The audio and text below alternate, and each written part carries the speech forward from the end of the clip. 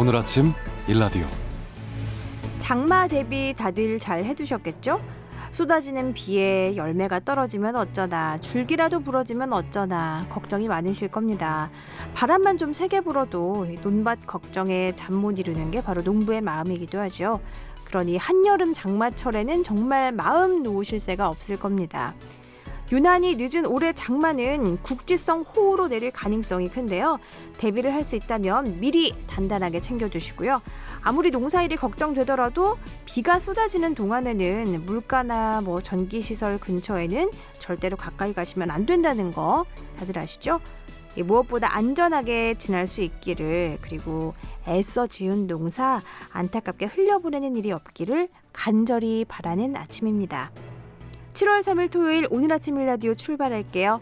안녕하세요. 저는 아나운서 이선영입니다.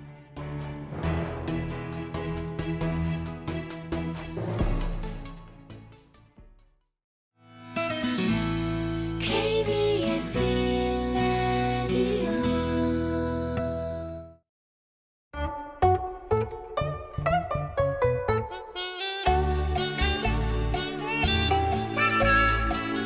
단군 신화에도 등장하는 마늘은 오늘날 우리 밥상에도 절대 빠질 수 없는 소중한 식재료죠. 그런데 우리 땅에서 재배되는 마늘의 80% 이상이 외국산 품종입니다. 우리 땅에서 재배하는 우리 마늘, 우리 품종으로 더 단단한 힘을 키워가야겠죠.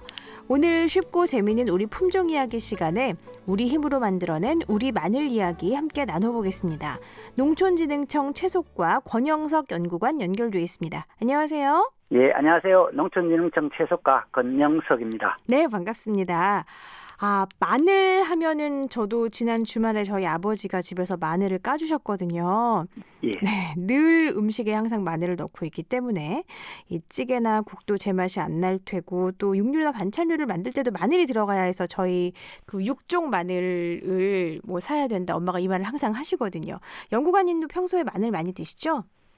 예, 마늘은 몸에 좋기도 하고, 아무래도 마늘을 연구하는 입장이다 보니까 남들보다는 굉장히 많이 먹고 있습니다.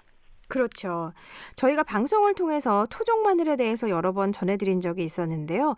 오늘 저희가 오프닝에서도 말씀드렸지만 우리 땅에서 자라는 우리 마늘 이야기를 좀 해볼 텐데, 최근에 새로 개발된 홍산이라는 품종이 있더라고요. 이게 언제 개발된 거죠? 예, 홍산 품종은 품종 출원은 15년에 되었고 등록은 16년에 되었습니다만, 처음 교배 작업은 2003년에 되었으니 실제는 13년간 소요됐습니다. 그러니까 굉장히 오랫동안 여러 사람의 노력을 위해서 개발 보급되고 있습니다. 그렇군요. 이 홍산은 그러면 좀 남다른 특징이 있을까요? 예, 우선 재배 농가 및 소비자 입장에서 이제 특징을 말씀을 드리겠습니다. 재배 농민 입장에서는 한지 난지 구별 없이 전국 모든 지역에서 재배가 가능하고요. 수량성은 기존 재래종 육종 마늘이나 남도 품종보다는 30에서 15% 정도 많아서 농가 소득에 도움이 됩니다. 소비자 입장에서는 마늘 잎편에 초록색을 띤 크로필 성분이 많아서 크로필이 가지고 있는 여러 가지 기능성, 즉 항암작용, 당뇨 완화, 저혈작용 등 기능성에도 도움이 될 거라고 생각합니다. 마늘을 보시는 분은 잎편의 초록색을 이제 감자솔라닌으로 오해하시는 분들이 있을 수 있는데, 감자솔라닌은 독성이지만 크로필은 기능성 성분입니다. 그 외에도 당도가 40.8브릭스로 높고, 마늘 주성분인 그 알리신도 다른 다른 품종보다가 45% 많습니다. 그리고 중요한 그 홍산 마늘 맛도 네네. 재래종하고 비슷합니다. 그 맵싸한 맛은 비슷하군요. 예, 당도도 높고, 그러다 보니 생마늘을 먹으면 처음에는 맵지만 뒷맛에 이제 단맛이 느껴지고요. 이걸 슬라이드해서 구우면은 식감이 아삭아삭해서 아주 좋습니다. 구워 먹기도 좋은 마늘이군요. 홍산이 다양한 특징을 갖고 있는데요. 좀 자랑할 점도 있으시다면서요. 예, 홍사는 그 2020년 국립종자원에서 실시하는 대한민국 품종상에서 최고상인 대통령상을 수상하여 품종의 가치를 인정받았습니다. 그렇군요. 마늘에 대해서 우리가 구분을 할 때 보통은 뭐 난지형이다, 한지형이다 이런 말들을 하잖아요. 재배 지역의 기후에 따라서 좀 나누기도 하는데 홍사는 그러면 어디서 재배할 수 있는 품종일까요? 예, 우리나라는 이제 재래종인 한지형과 도입종은 난지형 품종이 모두 재배되고 있는데 홍사는 재배 지역이 넓어서 난지, 한지 모두가 재배가 가능하거든요. 그래서 이거를 어디에 특정할 수는 없고 굳이 말씀을 드리자면은 양쪽에 다 속할 수 있다고 하겠습니다. 그렇군요. 마늘의 맛도 중요하고 또 어디서든지 재배할 수 있다는 것도 장점으로 또 작용을 할 텐데 보관을 잘하는 것도 중요할 것 같거든요. 그러면 홍산 품종 같은 경우에 저장성은 어떤가요? 예, 홍삼 품종의 그 품질이 재래종하고 비슷한 특징을 가지고 있어서 저장성도 재래종하고 유사하게 좋은 편입니다. 그렇기 때문에 가정에서 장기간 저장하면서 드셔도 됩니다. 그렇군요. 홍산의 경우에 다른 마늘 품종에 비해서 좀 수확 속도가 빠르다는 얘기를 듣기도 했는데요. 이거는 사실인가요? 아니면 뭐 비결이 있나요? 이렇게 되는? 예, 사실입니다. 홍삼 품종은 세력이 강해서 재배하기 쉽고 바이러스도 강하지만 손으로 뽑았을 때 잘 뽑히는 특징이 있습니다. 지금 대면적 재배하시는 분은 기계로 굴치하지만 소면적 재배 농가에서는 손으로 하는데 수확 속도가 한 3, 4배 빨라서 쉽게 뽑히니까 인건비 절감에도 큰 도움이 될 것입니다. 그렇군요. 농촌에서 좀 일손 부족 때문에 어려움을 겪고 있는 걸 생각해 보면은 지금 상황에 또 잘 맞는다는 생각도 드는데요. 홍산을 그럼 직접 재배해 본 농가가 있을까요? 예, 지금 농가는 굉장히 많고요. 홍산 마늘은 지금 충남 홍성에서 가장 많이 재배되고 있는데 이렇게 된 계기가 18년 1월 겨울이 굉장히 추웠습니다. 그때 그 홍성 지역에서 재배되는 난지형 품종이 많이 동해를 받아서 고사했는데 홍산은 동해 피해 없이 정상적으로 아주 잘 자랐고 수량성도 좋았습니다. 이것이 계기가 되어서 농민들과 지역자치단체에서 적극적으로 홍삼 품종을 장려해서 면적이 늘어났고 이것이 전국으로 확산되는 계기가 되었습니다. 그렇군요.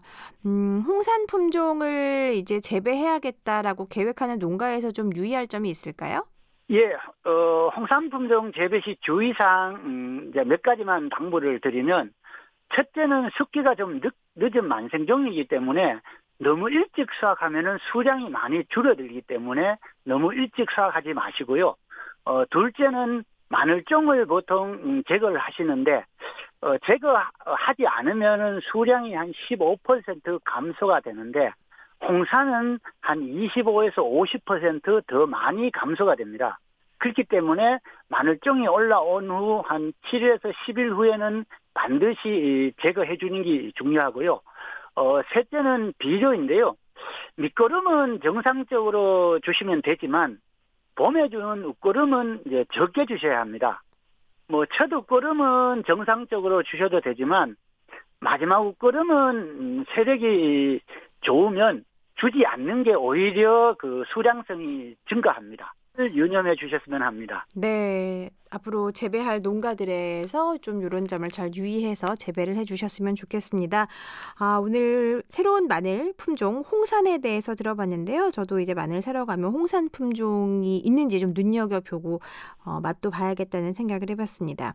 쉽고 재미있는 우리 품종 이야기 농촌진흥청 채소과 권영석 연구관과 함께 우리 마늘 홍산 품종에 대해서 알아봤습니다. 앞으로도 마늘 많이 개발해 주세요. 고맙습니다. 예, 감사합니다.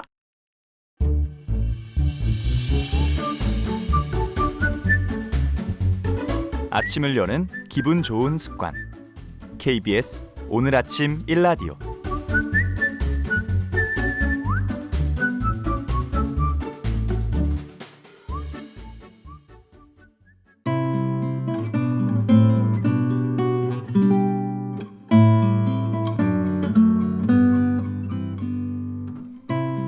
올해 첫 나의 작은 식물원 문을 열겠습니다. 오늘은 이진혁 에디터와 함께 할게요. 어서 오세요. 안녕하세요. 진혁 씨, 네, 7월이에요. 그러게요. 벌써 반년 지난 거예요? 그러게요. 벌써 반년이 지났습니다. 세상에 이렇게 세월이 빠를 때가 보통 이때쯤 되면은 연초에 세웠던 계획들 우리가 한 번씩 되돌아보고는 하잖아요. 진혁 씨 어때요? 계획했던 일들 좀 하고 있어요? 연초에 제가 이 방송에 출연해서 검도를 배우기 시작했다고 말씀을 드렸는데 맞아요. 요즘 검도장 사범님한테 도대체 언제 다시 나올 거냐고 매주 연락이 오고 있습니다. 네, 그래도 검도는 잘 못하고 있지만 올해 나의 작은 식물원 출연하면서 하나둘 집에서 식물을 기르고 있습니다. 안개꽃, 올리브나무, 스킨답서스 이렇게 화분이 하나둘 들이는 재미를 느끼고 있는데 계획에 없던 일들이 하나둘 주는 성취감이 생기는 것 같습니다. 그래요. 인생이 뭐 계획대로 돼서 뭐 정말 검도에 빠져서 뭐 자격증을 따고 그렇게 될 수도 있었겠지만 또 경로가 변경돼서 이렇게 식물들을 하나둘씩 키우면서 또 행복감을 느낄 수도 있고 이렇게 계획에 없던 길이 생기면서 우리가 그런 기쁨도 느끼고 또 그게 어쩌면 더 빠른 인생의 지름길이 되기도 하니까요. 그런 긍정적인 마음으로 남은 2021년의 6달도 우리 모두 다 잘 보냈으면 좋겠습니다. 자, 2021년의 새로운 절반에 들어서고 있는데요. 처음의 마음으로 소개해 줄 식물 어떤 식물인가요? 보통 봄에 꽃 구경을 가는데 여름도 그에 못지않게 꽃을 보기에 좋은 계절입니다. 봄꽃과 여름꽃은 분명한 차이가 있습니다. 봄꽃이 한들한들 여리여리한 파스텔 톤의 느낌이라면 여름꽃은 쨍하고 강렬한 느낌이 있죠.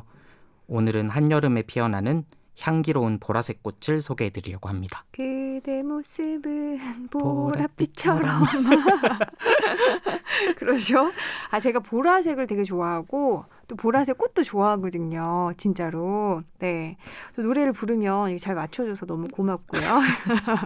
네.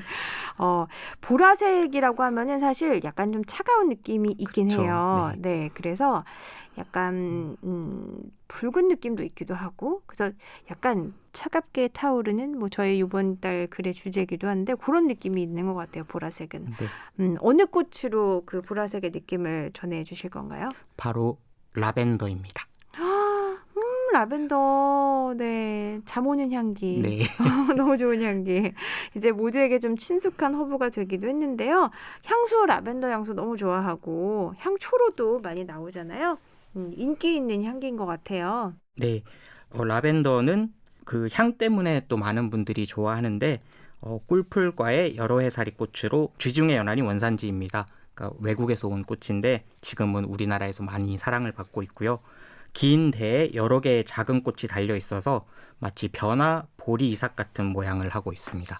라벤더의 어원은 씻다라는 뜻의 라틴어 라바레에서 유래했습니다. 어원부터 몸의 피로를 사르르 녹여줄 것 같은 느낌인데 그래서인지 말씀하신 것처럼 각종 세정 제품들에도 많이 들어가고 있습니다. 지금은 아로마 테라피라는 말이 너무 잘 알려져 있고 많이 쓰이고 있지만 이게 고대 로마 시대부터 라벤더는 치료 목적으로도 사용되었고 목욕이나 세탁할 때 물에 넣어서 이렇게 피로를 푸는 목적으로 많이 쓰였다고 합니다. 특히 진정작용이 탁월한데 지금까지도 불면증 치료에 많이 사용되는 식물입니다. 혹시 후텁지근한 날씨에 잠을 못 이루는 분들이라면 저녁에 라벤더 차를 마시거나 라벤더 오일을 침실에 뿌려두면 깊은 잠을 이루는 데 도움을 준다고 하니 요즘 같은 계절에 꼭 필요한 식물이라고 할 수 있겠습니다. 맞아요. 저도 한동안 좀 잠을 이루기 어려울 때 그 라벤더 향이 나는 그 베개에다 뿌리는 네. 거를 선물로 받았었거든요. 저는 향초를 이렇게 좀 썼어요. 그렇구나. 애 있는 집에서 향초 못 키우고 자거든요. 근데 여튼 라벤더 향 때문에 잠이 더 잘 왔다? 그것까진 모르겠는데 좀 마음이 편안해지고 좀 잡념이 없어진다라는 생각이 들기는 했어요. 저는 이 라벤더를 가장 감명 깊게 봤던 게 사진에서였는데 정말 그 보랏빛 맞아요. 밭이 너무 끝없이 라벤더 밭이 있고 그 멀리에 뭐 빨간 꽃, 노란 꽃이 마치 그런 컬러 있는 카페트가 끝없이 깔려 있는 것 같은 그런 느낌으로 이제 돼 있는 라벤더 밭을 봤었거든요. 정말 그 보라색 팝콘 튀겨놓은 것처럼 이렇게 뭐 그렇게 깔려 있는 느낌도 있고 여튼 그 가운데서 하얀 원피스를 휘날리며 사진을 찍어보고 싶다라는 생각을 하기도 했는데요. 라벤더는 참 여성들의 또 로망이 있는 꽃이기도 하죠. 부케로 쓰기도 하고. 네. 그래서 라벤더는 말씀하신 것처럼 한 송이나 한 다발로 했을 때도 굉장히 예쁘지만 꺾이지 않은 채로 이렇게 펼쳐져서 자라고 있을 때 특히 더 예쁜 꽃인 것 맞아요. 같아요. 네. 라벤더 밭이라고 하면 외국에는 남부 프랑스의 발랭졸 지역이나 또 일본 북해도의 후라노라는 지역이 특히 유명한데 저도 그 말씀하신 곳들을 개인적으로 꼭 가보고 싶은데 네. 뭐 요즘 갈 수가 없으니까 사진으로만 보고 있습니다. 근데 우리나라에도 그 못지않게 라벤더 밭을 조성해 둔 곳이 많은데 뭐 강원도 고성, 평창, 제주에도 있고 경기도 안성, 거제, 정읍, 고창 전국 곳곳 다양한 품종의 라벤더 밭이 조성되어 있습니다. 끝없이 펼쳐진 보라색 라벤더 밭에 서서 이렇게 땀을 식혀주는 시원한 바람이 불면 라벤더 향이 온몸을 휘감는 그런 느낌을 올여름 꼭 경험해 보셨으면 좋겠습니다. 특히 고창과 정읍은 동학농민운동의 함성이 가장 강하게 울려 퍼졌던 자리인데 거기에 라벤더 밭이 조성돼 있다는 것에 저는 좀 집중을 해봤어요. 실제로 고창에 라벤더 밭을 조성한 분들이 동학혁명의 지도자인 배환정 선생의 후손들인데 배환정 선생이 태어난 터 주변을 라벤더 밭으로 조성을 했습니다. 그렇군요. 동학농민운동 라벤더에서 네. 건너와서 그때 이제 배환정 선생 좀 낯설어 하시는 분들도 있을 것 같아요. 네, 배환정 선생은 전봉준 장군과 함께 고창 선운사에서 동학운동 최초 봉기를 주도한 적주 중 한 분입니다. 황토현, 황용촌, 우금치 등 여러 전투에 참가했다가 체포됐는데 문중의 도움과 평소 베푼 인덕으로 감옥에서 풀려나셨다고 합니다. 이분이 한약방을 경영하셨는데 네. 집안 형편이 어려운 환자한테는 약을 무료로 나눠주기도 하고 또 뭐 노부모를 모시는 환자에게는 약값을 절반만 받기도 하고 그렇게 인덕을 많이 베푸셨다고 해요. 이분이 전투에 참여한 황토현이 지금의 정읍 지역이고 여기도 그 라벤더 밭이 조성이 돼 있습니다. 정읍에 있는 라벤더 밭이 국내 최대 규모라고 해요.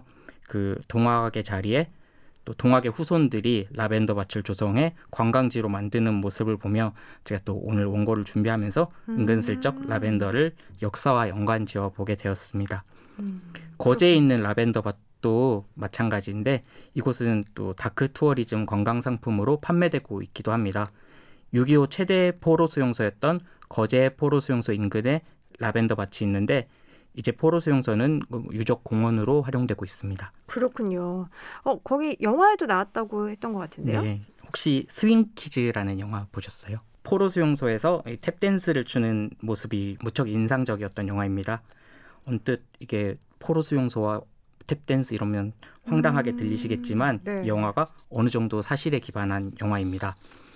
독일인인 베르너 비숍이라는 사진작가가 1952년에 이 포로 수용소를 촬영했는데 거기에 포로들이 춤추는 장면이 찍혀 있었어요. 그 사진 한 장에서 이 영화가 탄생한 것입니다.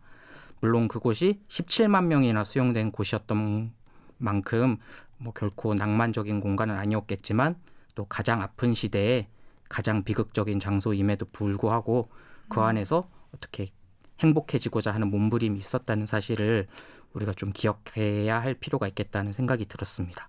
그렇군요. 네, 그 거제 포로 수용소 앞에도 라벤더 밭이 잘 조성돼 있는데 네. 뭐 여기를 지세포 진성 꽃동산이라고 하는데 여기가 거제 관광 코스의 백미라고 하거든요. 거제를 둘러보시는 분들은 꼭 한 번쯤 찾아가 보시기를 제가 추천해 드리고 싶습니다. 네, 사실 거제가 또 여름 휴가지로 요즘 많이 또 인기가 있는 곳이기도 해요. 근데 이제 꽃밭이 있을 거란 생각은 많이 못 하셨을 것 같은데 가서 꽃밭도 즐기시고 또 이런 역사에 대해서도 한번 생각을 해보시는 것도 좋겠습니다. 라벤더, 거제를 말씀을 하셨는데 아까 강원도에도 있다고 하지 않았어요? 네. 고성에? 강원도 고성 오. 지역에도 굉장히 이국적인 형태로 라벤더 그럴 것 같아요. 네, 밭이 조성돼 있는데 음. 또 고성 지역은 우리나라의 가장 북쪽에 있는 지역이잖아요. 또 금강산이 눈으로 보이는 지역이라서 그런 의미를 더 부여하게 되는데 라벤더가 씻어준다라는 뜻이 있다고 하니까 그런 분단의 아픔까지도 씻어줄 수 있으면 좋겠다는 생각을 해보았습니다. 지금 우리나라에서 라벤더를 제대로 볼 수 있는 곳은 강원도 평창이 있습니다. 평창은 다른 곳들보다 좀 고지대에 있어서 원래 라벤더가 6월이 가장 예쁠 때라서 지금은 좀 지기 시작할 때인데 평창의 라벤더는 이제 막 피기 시작해서 굉장히 예쁠 때라 7월 휴가를 계획하시는 분들이라면 예쁘게 즐기실 수가 있으니까 혹시 그 눈이 시린 보랏빛을 즐기고 싶으신 분들은 평창을 한번 방문해 보시는 것도 좋을 것 같습니다. 제가 조만간 평창에 한 번 또 갈 것 같거든요. 한번 라벤더 밭을 찾아봐야 될 것 같아요.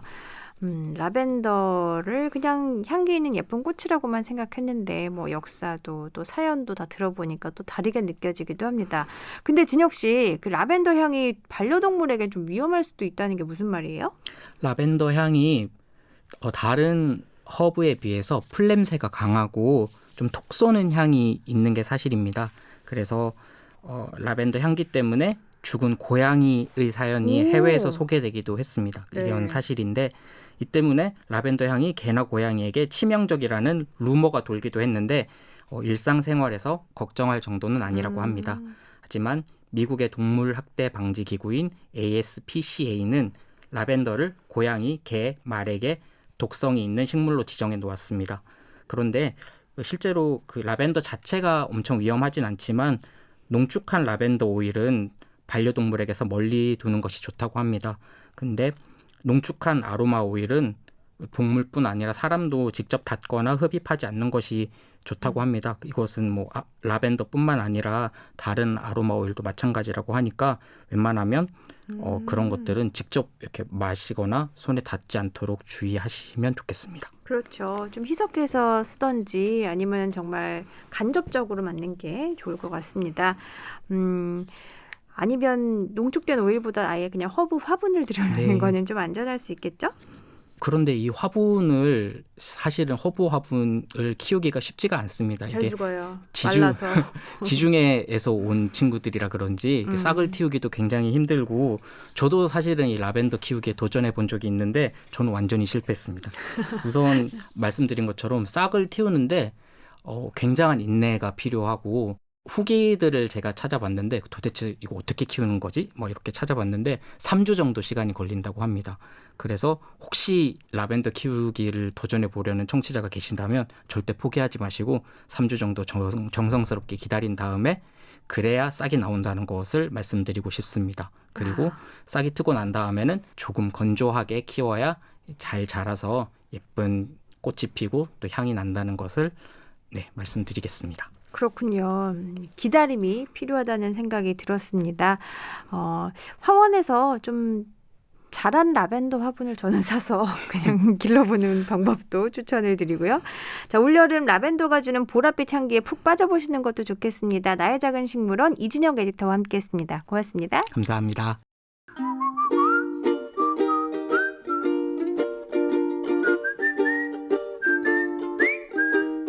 오늘 아침 일라디오 이선영 아나운서의 진행으로 듣고 계십니다.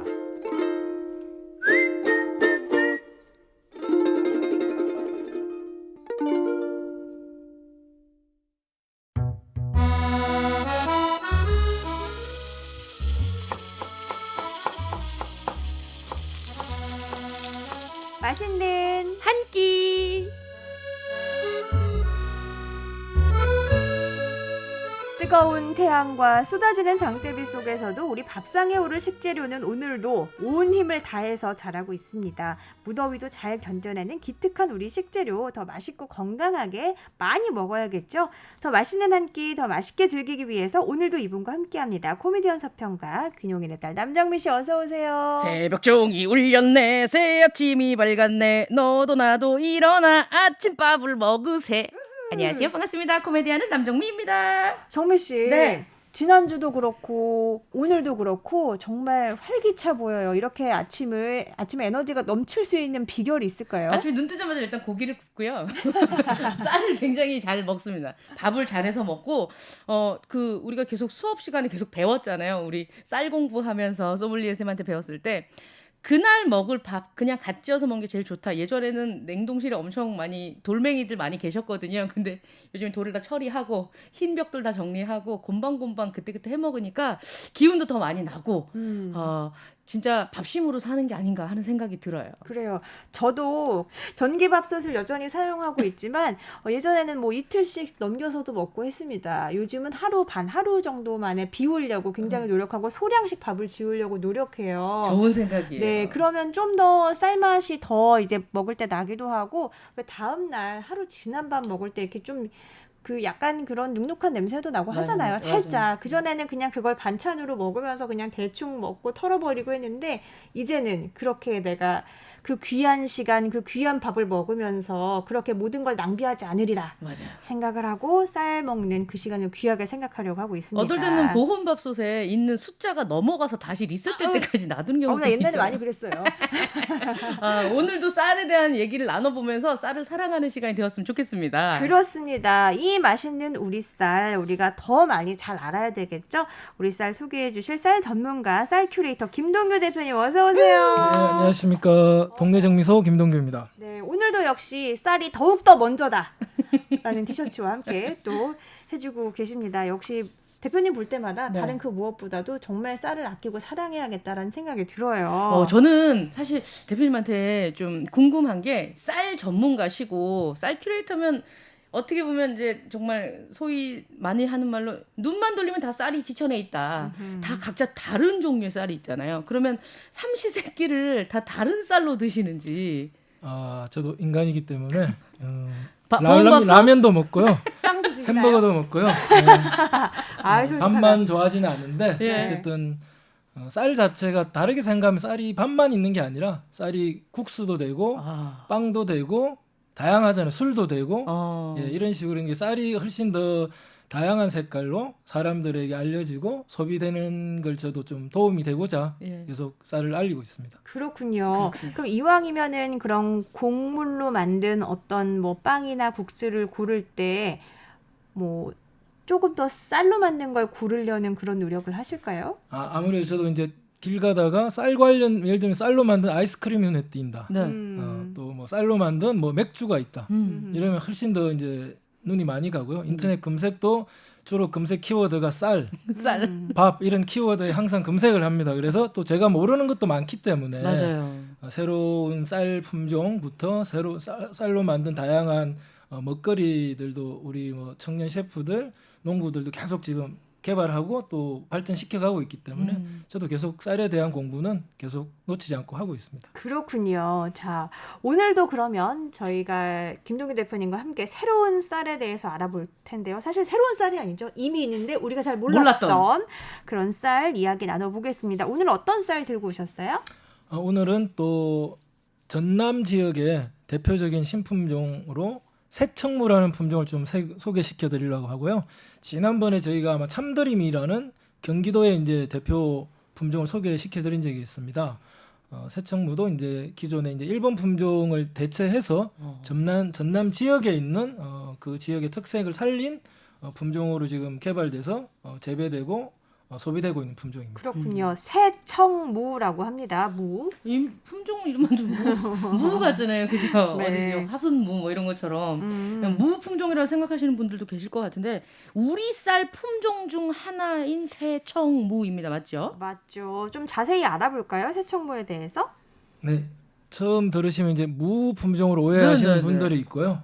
그래서 저도 약간 이름을 개명을 하면 어떨까는 의견도 냈으나 이미 이제 이게 품종 이름으로 확정이 쉽지는 않은데 말씀하신 것처럼 기존의 청무라는 품종을 좀 더 업그레이드해서 발전시킨 품종이고요. 그래서 전남의 대표적인 품종으로 새청무라는 품종이 지금 또 전남 지역에서 많이 재배되고 있고 작년 올해는 이제 뭐 베트남이나 러시아에도 수출이 되고 있는 그런 품종입니다. 그리고 전남 지역이다 보니까 해남이나 이제 바닷가 지역에 있는 데서 많이 재배되다 보니까 바닷바람이나 또 그런 병충해에 강한 품종으로 개발된 품종으로 이해하시면 될 것 같습니다. 그러니까 청무의 새로운 버전의 맞습니다. 새청무군요. 아하. 그러네요. 신동진의 신동진처럼. 예, 예. 그렇군요.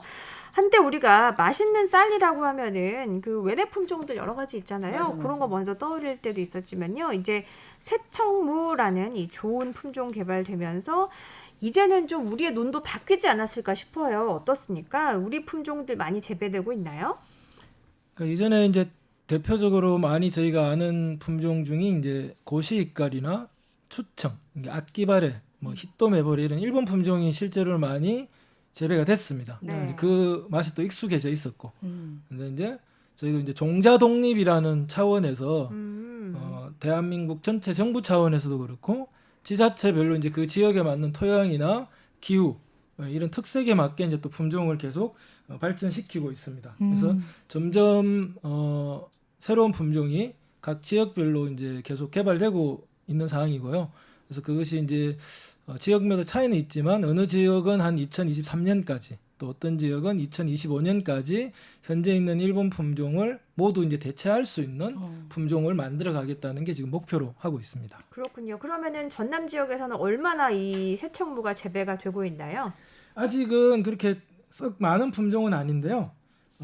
현재 비율로 보면 전남 지역의 그 지금 국산 비율은 한 98% 가까이 되고요. 그래서 이제 실제로 많은 품종이 일본 품종이 이제 대체가 된 지역이기도 하고 네. 새청무는 품종은 아직 이제 신품종이다 보니까 농부들이 이제 품종에 적응하기 위해서 시간이 좀 걸립니다. 그리고 기존에 뭐 우리가 아는 신동진이라든지 다른 품종들도 지금 계속 같이 재배가 되고 있기 때문에 그렇게 이해하시면 될 것 같습니다. 사실 이 저희가 알고 있었던 그런 쌀 외래 품종들이 가지고 들어와서 키우다가 우리나라 땅에 맞게 이렇게 다시 바꿔서 연구를 해서 키우시는 거라고 이해하면 될까요? 네, 그러니까는 무조건 이제 일본 품종이 무조건 나쁘다 이런 게 아니고요. 네. 그러니까 아까 말한 추청 같은 경우에는 1970년대부터 우리가 흔히 이제 일반미라는 이름으로 우리 어르신들이 알고 있는 품종의 대표적인 품종입니다. 그리고 네. 한국에서 건 한 40년, 50년 재배되다 보니까 또 그 품종 자체가 토착화되고 있습니다. 그리고 새로운 품종도 역시나 여러 가지 뭐 그 품종의 일본 품종뿐만 아니라 심지어는 히말라야에 있는 야생벽까지 그런 특징을 살려서 이제 연구자들이 계속 개발하고 있기 때문에 그런 식으로 이제 품종은 훨씬 더 다양하고 한국에 맞게 개발되고 있다고 생각하시면 될 것 같습니다. 그러면 여기 이제 전남 지역에서 이런 그 새청무가 자리를 쫙 잡으면 뭐랄까요, 종자 주권이라고 해야 될까요? 이런 그런 걸로 굉장히 뿌듯해 하실 수도 있겠어요. 예, 맞습니다. 이제 새청무뿐만 아니라 이제 다른 품종들도 실제로 많이 되고, 예를 들면 새청무 다음 버전도 있기 때문에, 예, 그러니까 그런 식으로 이제 좀 더 다양한 시각에서, 예, 그리고 이제 기존의 일본 품종에 의지했다면 이제는 한국의 농부들이나 그 기술자들이 한국에 맞는 기후와 토양에 또 한국 사람의 입맛에 맞게 계속 새로운 품종을 만들어 가고 있다고 이해하시면 될 것 같습니다. 네, 좀 농사를 짓는 분들도 이렇게 다양한 우리 품종이 있다는 거를 더 많이 아시고 조금씩 가지고 계신 그 땅 중에서 조금씩 새로운 품종을 도입해서 지어보려는 시도를 하시는 것도 참 좋을 것 같아요. 맞아요. 예. 새청무 하고 나면 그 다음에 새새청무, 새새새청무 이렇게 이름이 계속 엄청 새청무. 엄청 새청무. 새청무가 전남 지역에서만 재배가 되나요? 꼭 그런 건 아닙니다. 그러니까는 이제 이 자체 개발을 전남 지역에 있는 농업진흥청이나 관련 기관의 연구자들이 만드신 거고요. 실제로 이제 그 개발이 되면 그 유사한 지역에서 예를 들면 뭐 전북에서도 재배할 수 있고 옆에 경남에서 할 수 있고 이제 그거는 이제 그 지역의 특징에 맞게 또 뭐 씨앗도 교류되는 거라고 이해하시면 될 것 같습니다. 네, 이 새청무가 가진 특징 중에 좀 뭐랄까 재배에 적합한 특장점 같은 것들이 있을까요? 아까 말씀드렸듯이 이제 그 전남 지역에서도 해남이나 이런 바닷가 쪽에서 새청무가 현재 많이 재배되고 있습니다. 네. 그러다 보니까 바닷바람이라든지 아니면 병충해에 강한 이런 품종으로 개발이 됐다고 생각하시면 될 것 같습니다. 네, 요즘은 기후 변화가 또 커서 맞아요. 농작물 피해가 크잖아요. 막 너무 덥던지 갑자기 추워지던지. 이 새청무 같은 경우는 기후 변화에 어떻게 민감한 편입니까? 좀 강한 편입니까? 그러니까 그 말씀드렸듯이 그 바닷바람이나 병충해 이런 데에 강한 품종으로 하다 보니까 그게 이제 적응력이 좋은 거고요. 농민들께서도 이제 기존에 재배하던 쌀이 잘 안 될 때가 있습니다. 네. 이제 그런 걸로 이제 우리 지구의 기후 변화가 우리 대한민국에도 있다는 걸 많이 느끼시거든요. 그러니까 이제 동시에 이제 어떤 품종의 개발도 필요하지만 생태 기후 위기를 극복하기 위해서도 좀 더 논이라든지 농업이라든지 이런 거에 관심을 가져주시는 게 필요한 그런 시대가 온 것 같습니다. 새총무는 거기서 잘 견뎌내고 있는 친구인가요? 예, 바람 맞고 잘 견디고 있다는 소문입니다. 농민들 입장에서는 그럼 농사짓기 편하고 좀 기특한 품종이다라고 생각을 하실 것 같은데 식감이 궁금해요. 요 새청무 요거 밥맛이 어떤지.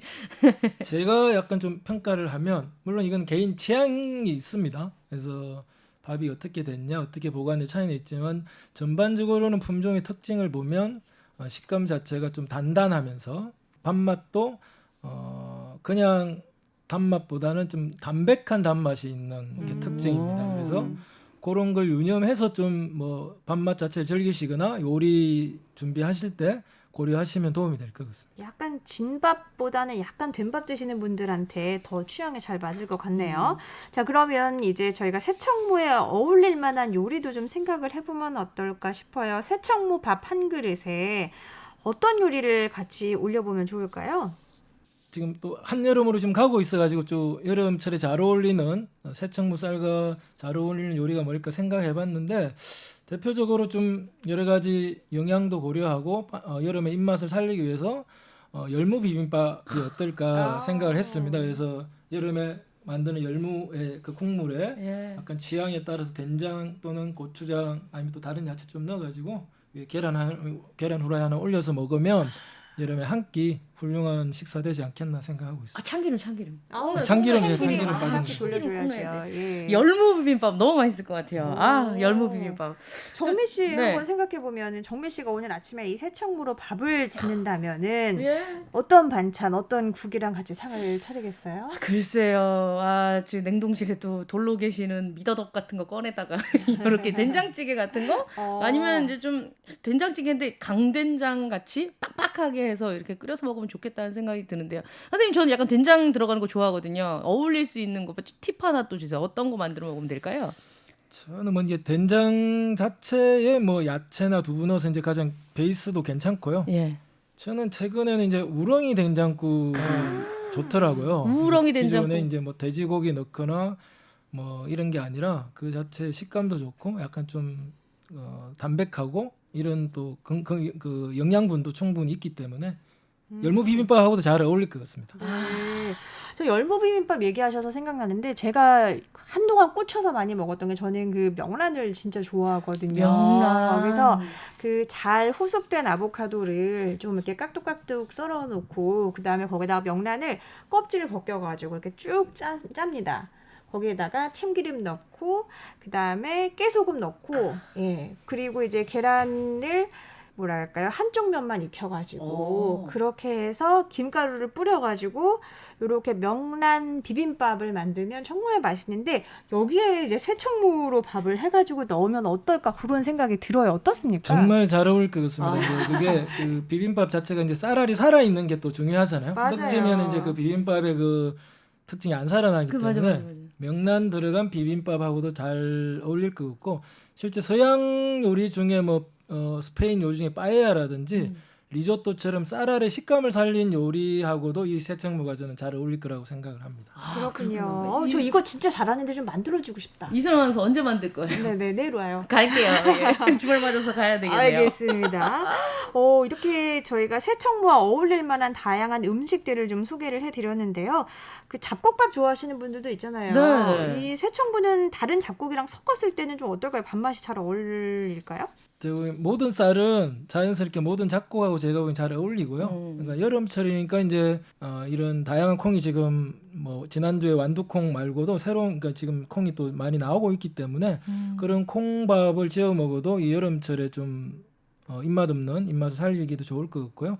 아까 말씀드린 잡곡 위에도 이제 다양한 야채가 들어간 이런 비빔밥도 손쉽게 가족들과 함께 만들어 드시면 좀 즐거운 식사 시간이 되지 않겠나 생각하고 있습니다. 네, 정미 씨 오늘 저희가 새청무를 알아봤습니다. 네네. 함께 하시면서 어떠셨어요? 저는 이 밥이 진짜 저 사실 그래요. 밖에 나가서 외식하거나 그럴 때 한 끼 뭐 3만 원, 4만 원 그러면 기분이지 오늘 분위기 먹었잖아 이러면서 굉장히 쉽게 생각하는데 쌀 한 포대에 29,000원 써 있으면 그래도 제일 싼 거 사려고 하거든요. 두고두고 먹을 수 있는 것임에도 불구하고 또 그 안에 우리 농민들의 사랑과 정성이 들어가 있는 모든 유통 과정을 거치는 이 많은 분들의 손길이 들어가 있음에도 불구하고 비싸다고 생각을 하는데 김동규 대표님하고 만나서 이런저런 얘기를 나누고 오늘 와서 공부를 할 때마다 아, 이 쌀 한 톨에 들어가는 진짜 귀함을 더 많이 깨우치게 된다. 그리고 오늘은 명란 밥 얻어먹을 수 있는 기회도 획득했잖아요. 그래서 굉장히 뜻깊은 날이고 더 많은 쌀에 대해서 연구를 하고 공부를 하고 알고 먹어야겠다 하는 생각이 드는 시간이었습니다. 그렇습니다. 저도 정미 씨에게 들으면서 아 그냥 뭐 어머니를 통해서 받은 쌀 아니면 제가 마트 가서 그냥 산 쌀에 대해서 다시 한번 생각을 해보게 되네요. 이왕이면 내 가족에게 더 맛있는 더 향기 좋은 쌀로 밥을 지어주고 싶다는 생각을 해봤습니다. 네. 자 이제 어느새 7월입니다. 우리 땅에서 잘 자란 우리 농산물 챙겨 드시고 건강하게 올여름 잘 나시길 바랄게요. 네, 저도 그렇게 기대하겠습니다. 예, 쌀 소믈리에 김동규 대표님 오늘도 우리 쌀 소개 고맙습니다. 네, 고맙습니다. 정미 씨 다음 주에 만나요. 네, 고맙습니다. 고맙습니다. 오늘 아침 일라디오 여기서 인사드릴게요. 안전하고 건강하고 편안한 주말 보내시기 바랍니다. 지금까지 아나운서 이선영이었습니다. 고맙습니다.